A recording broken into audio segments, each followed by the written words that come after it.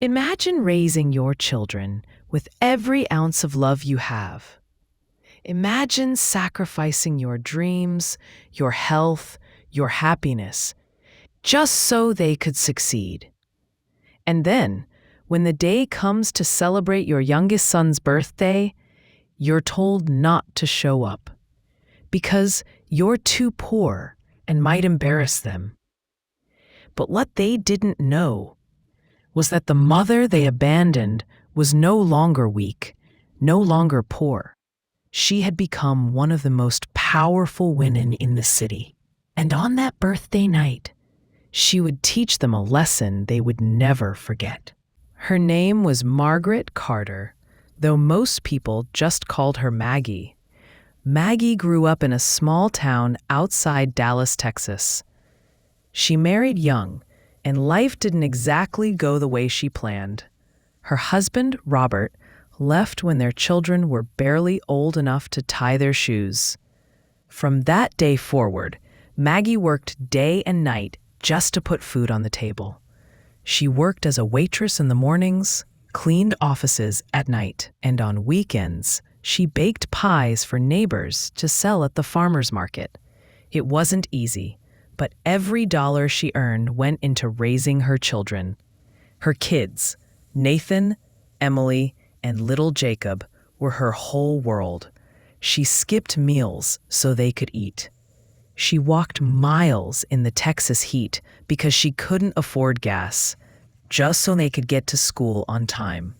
And when they grew older, Maggie pushed them toward college, even when she had to take out small loans and work double shifts to afford the application fees. But as the years went on, something started to change.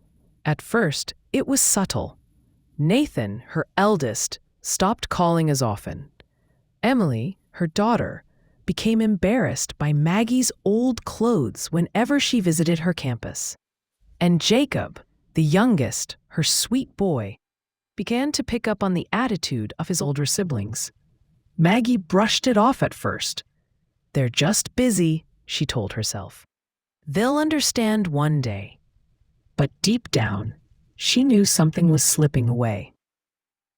By the time Nathan landed a job in finance and Emily moved into her first luxury apartment, the calls had nearly stopped. Jacob still spoke to her sometimes, but even his voice grew colder, sharper, like he was always in a rush to hang up. Years passed. Maggie's sacrifices were forgotten, and then one spring morning, she got the message that would break her heart. Jacob was turning 25. He was having a grand birthday party at one of the city's most exclusive hotels. Maggie had been saving up to buy him a thoughtful gift, a watch she thought he'd love. But when she texted Emily asking what time the party started, Emily's reply nearly made her drop her phone. "Mom, it's probably best if you don't come. Jacob's friends and colleagues will be there. You wouldn't fit in, and honestly, you might embarrass him. Please don't make this harder than it already is." Maggie sat in silence for what felt like hours. Her own children, her flesh and blood, didn't want her there. Not because she hadn't loved them, not because she hadn't given them everything she had, but because they thought she was poor. Her hands trembled. She whispered to herself, "After everything I gave you, after everything I lost for you." But then, instead of breaking down, Maggie smiled, because what her children didn't know was this: while they had abandoned her, she hadn't stayed poor. Over the years, while they were busy ignoring her, Maggie had been building something. The woman who once scrubbed office floors at night now owned several of those very office buildings. The pies she sold at farmers' markets had turned into a bakery chain across Texas. And her name, Margaret Carter, was now respected in every corner of the business community. Her children thought they had abandoned a poor, weak woman. But on the night of Jacob's birthday party, they would discover the truth. Maggie sat on the edge of her bed that night, staring at her phone screen. Emily's message glared back at her, cruel and heartless. Her children didn't want her at the party. She placed the phone on the nightstand and leaned back, staring at the ceiling. Tears welled in her eyes, but she forced them away. Maggie had cried enough tears in her life. Now wasn't the time for weakness. Still, the memories came rushing back. The nights she worked 2 shifts back to back, just so Nathan could have a new pair of football cleats. The weekends she skipped meals so Emily could buy a dress for prom. The mornings she walked Jacob to school, whispering encouragement in his ear before he took a test. And now she wasn't even worthy of standing in the same room as them. The following morning, Maggie received another message. This time from Nathan. "Mom, I heard Emily told you about the party. Please, don't take it the wrong way. It's just Jacob has important people there. His boss, investors, colleagues. We want to keep things professional. You wouldn't understand." You wouldn't understand. The words cut deeper than any knife.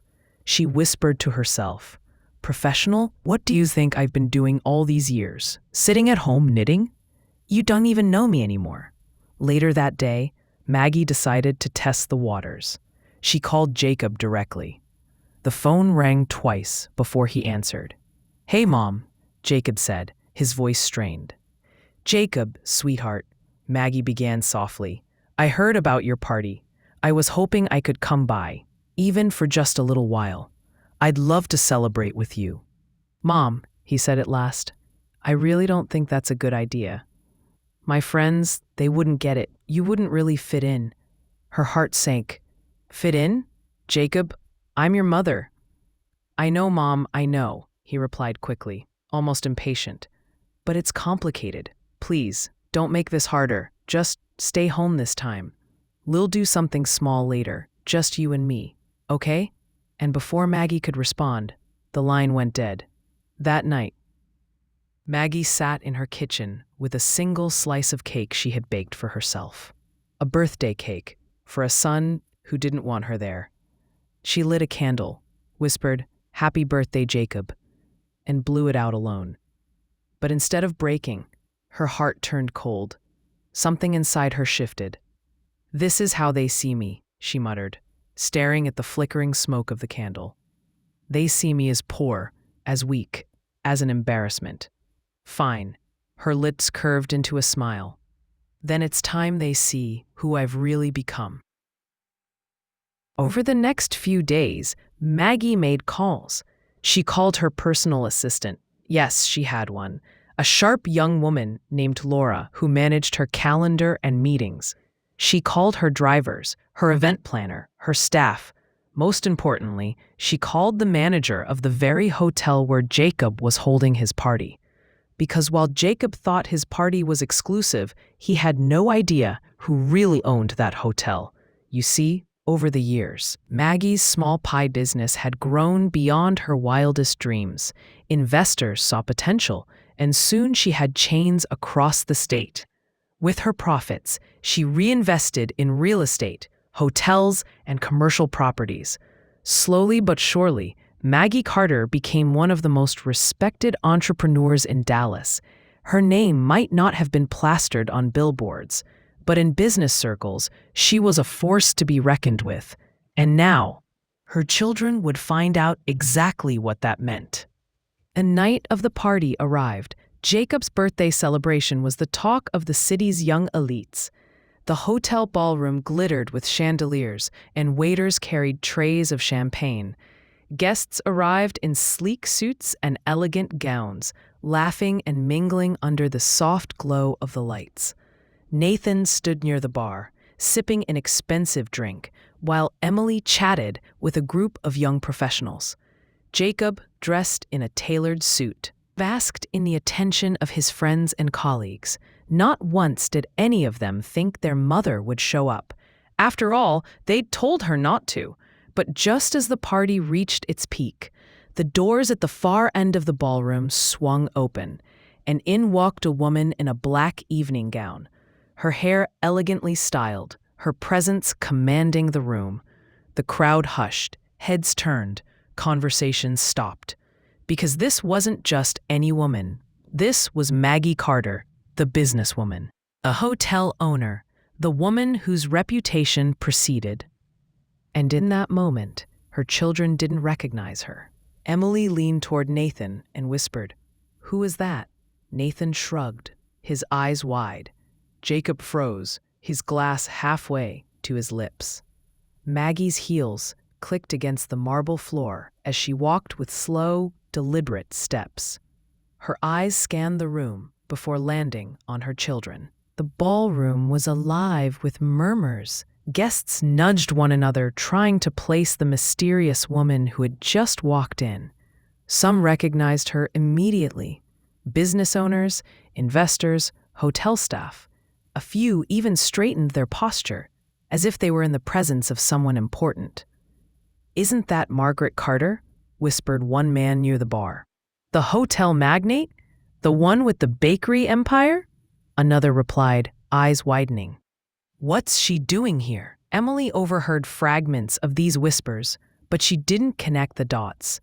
She turned to Nathan, her voice urgent.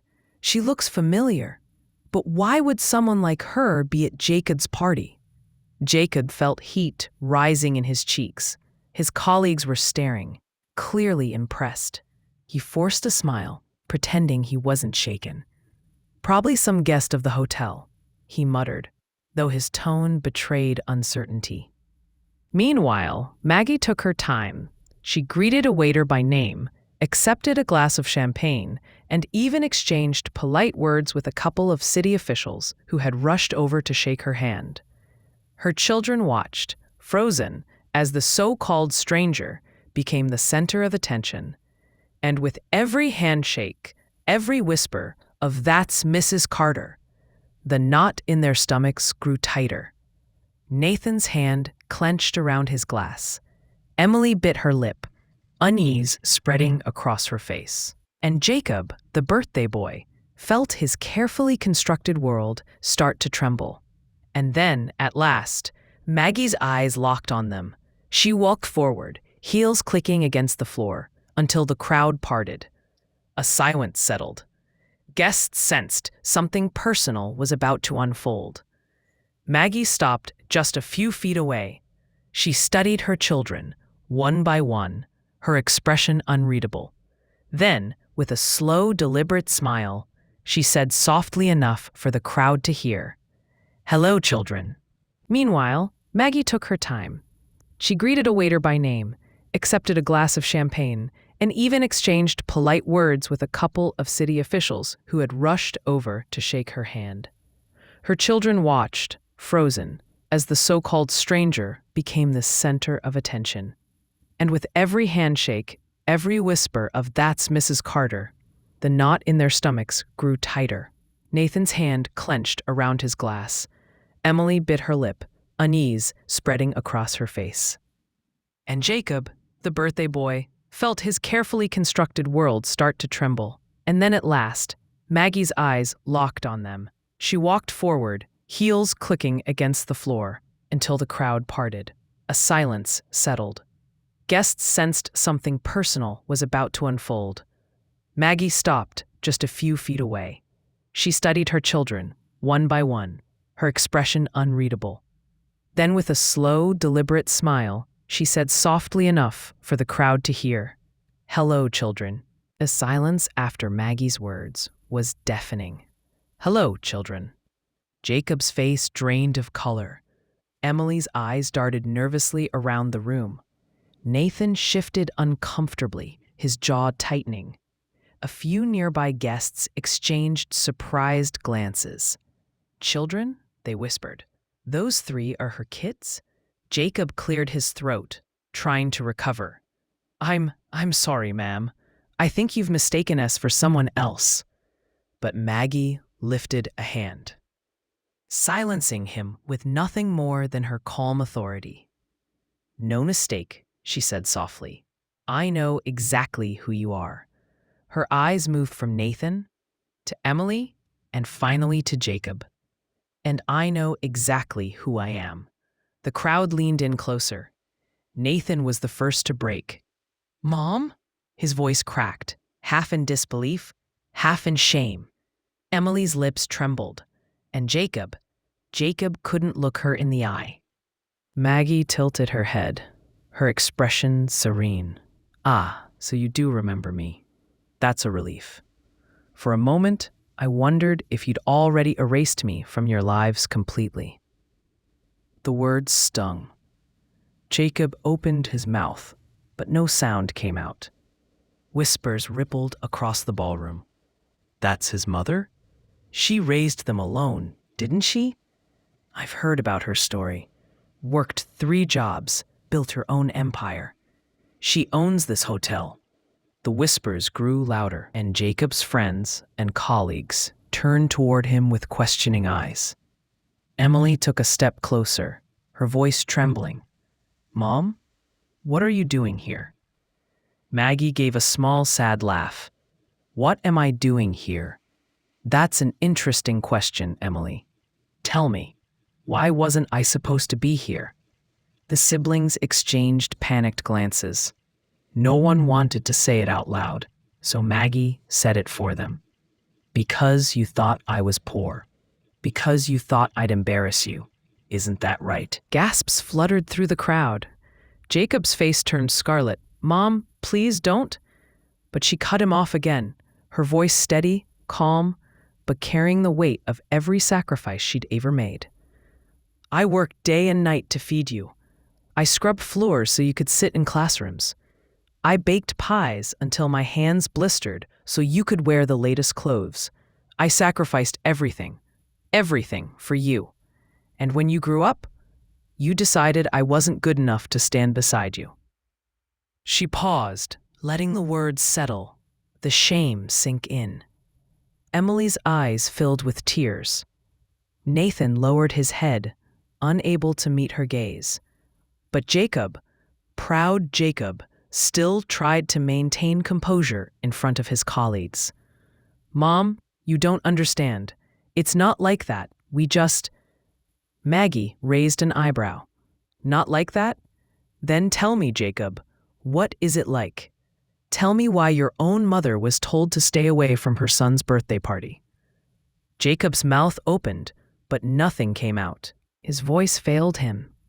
Maggie turned slowly to the crowd, her posture regal, her tone deliberate. "My children wanted to hide me because they thought I was still the poor woman who scrubbed floors. What they didn't know, what they never bothered to ask, is that the woman they abandoned didn't stay poor." The whispers erupted again, this time with recognition. "That's Margaret Carter. She's worth millions. She owns this place." Eyes widened, phones discreetly lifted, recording the unfolding drama. Maggie let the murmurs grow before speaking again, her gaze sweeping across the glittering guests. "While my children ignored me, I built something greater than any of them could imagine. The pies I once baked in my kitchen, they're now sold in bakeries across Texas. The offices I once cleaned, I own them. And this hotel you're all standing in tonight, this ballroom where my son celebrates," she turned to Jacob, her eyes piercing. "This is my hotel." Gasps filled the room. Champagne glasses froze mid-air, and Jacob, poor Jacob, looked like the ground had been ripped out from under him. Emily covered her mouth with her hand. Nathan muttered, "Oh my God." Jacob's colleagues stared at him, whispers racing between them. His carefully curated image of success shattered in an instant. Maggie took a step closer, her voice dropping to a near whisper, though everyone could hear.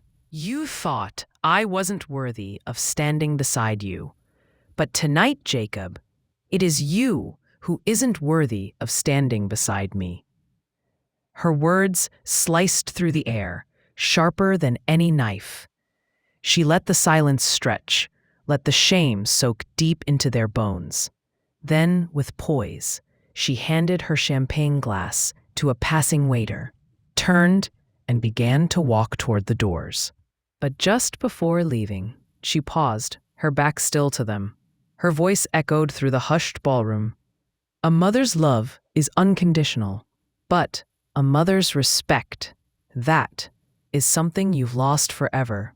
And with that, Maggie Carter walked out. The heavy doors of the ballroom closed behind Maggie as she stepped into the grand lobby, her heels echoing across the marble floor. For her, the moment was over. She had said what she needed to say. But inside the ballroom, chaos erupted. Guests murmured loudly, some whispering in disbelief, others pulling out their phones to confirm what they had just heard. Margaret Carter, the mother her children had tried to hide, was a self-made millionaire, the owner of the very hotel where they stood. Jacob's face turned ghostly pale. His colleagues eyed him with a mix of curiosity, pity, and judgment. One man whispered, "He disowned her? His own mother? The woman who owns this place?" Another shook his head. Unbelievable. Emily broke first. Her shoulders shook as tears streamed down her face. "What have we done?" she whispered. "Oh God, what have we done?" Nathan tried to comfort her, but his own face was twisted in shame. "We treated her like nothing, and she's everything." But Jacob, his pride wounded, his ego bruised, slammed his glass down on the bar. "This is ridiculous. She ambushed us. She embarrassed us in front of everyone." A colleague stepped closer, his tone sharp. "No, Jacob. She didn't embarrass you. You embarrassed yourself." The sting of those words left Jacob speechless. He felt every eye in the room burning into him, stripping away his carefully polished image. Meanwhile, Maggie stood outside in the cool night air. She wasn't crying. She wasn't angry. She was calm. Years of sacrifice had finally crystallized into one single perfect moment of truth. Inside, Nathan finally broke free from the crowd and ran after her. "Mom! Mom, wait!" Maggie stopped, but didn't turn around. "Please," Nathan said, his voice heavy with regret. "We were wrong. I was wrong. You gave us everything, and we gave you nothing. I don't know what we were thinking." Emily hurried out behind him, mascara running down her face. "Mom, I'm so sorry. I let pride get in the way. I was ashamed of you when I should have been proud. Please, please forgive me."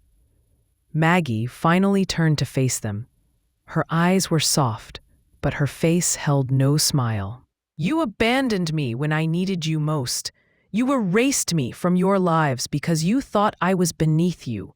That wound doesn't heal just because you say sorry." Emily sobbed harder, clutching her arms around herself. Nathan bowed his head in shame. And then Jacob appeared. But unlike the others, his pride still burned. "Mom, this whole thing could have been handled differently. You didn't have to humiliate us in front of everyone." Maggie's gaze hardened. "No, Jacob, you humiliated yourselves.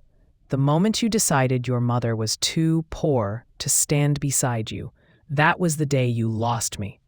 Jacob opened his mouth to argue, but Maggie raised her hand, silencing him. "You may be my children by blood," she said, her voice steady. "But tonight, you showed me that blood means nothing without respect, and I will not beg for a place in your lives." Her words struck them like thunder. Nathan collapsed into a nearby chair, burying his face in his hands. Emily wept openly. And Jacob finally fell silent, his pride crumbling as the reality of his loss sank in. Maggie took a slow breath, her posture tall, her eyes bright with dignity. "I walked into that room not to embarrass you, but to remind you who I am. Not the poor woman you tried to hide, but the strong woman who raised you, who sacrificed for you, who built an empire while you turned your backs. And now," she paused, her voice dropping to a whisper, "you must live with the shame of knowing the truth. And with that, Maggie turned and walked toward her car. Her driver opened the door, and without looking back, she stepped inside. As the car pulled away, she caught one last glimpse of her children in the rearview mirror, broken, ashamed, and forever changed. For Maggie, it wasn't about revenge anymore. It was about dignity. It was about finally letting go. The following week, the story of Margaret Carter spread across the city. Guests at Jacob's party couldn't stop talking about it. The mother her children tried to hide, only to discover she was one of the most powerful women in town. For Jacob, Nathan, and Emily, life would never be the same. Their friends looked at them differently. Their colleagues whispered behind their backs, and for the first time in their lives, they felt the weight of true shame. They reached out to their mother again and again, messages, calls, even letters. But Maggie didn't respond, not out of spite, but out of strength. She had spent her whole life waiting for their approval, their love, their respect. Now she realized she didn't need it, because Maggie Carter wasn't just their mom. She was a woman who had fought, sacrificed, and risen on her own. Sometimes the deepest betrayals don't come from strangers. They come from the people we love most. But betrayal has a way of showing us who we truly are. Maggie's children thought she was weak. They thought she was poor.